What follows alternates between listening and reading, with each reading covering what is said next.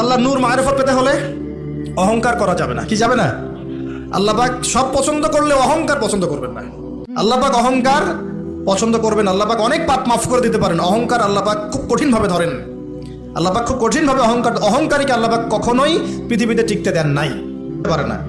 তো মনের মধ্যে যদি অহংকার থাকে, কোশ্চিন কালেও ডিগ্রি সার্টিফিকেট অর্জন করেও আল্লাহর নূর পাওয়া যাবে। আপনি খিদকার মানে এই নয় যে আপনি ভালো জামা পরেছেন, ভালো একটা সুন্দর বাড়ি করেছেন, আপনার জুতাটা সুন্দর, আপনার মানে কিছু জমি জমা আছে, হ্যাঁ, আপনার চলাফেরা আপনি শৌখিনতা পছন্দ করেন, এটার নাম অহংকার নয়।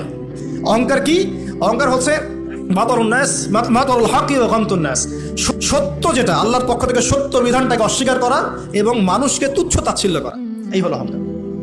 মনে থাকবে? অহংকার কি? সত্যকে প্রত্যাখ্যান করা এবং মানুষকে কি করা? তুচ্ছ তাচ্ছিল্য করা। একজন মুমিন ভাইয়ের খারাপ হওয়ার জন্য এতটুকু যথেষ্ট যে সে আরেকজন মুমিন ভাইকে তুচ্ছ তাচ্ছিল্য করছে।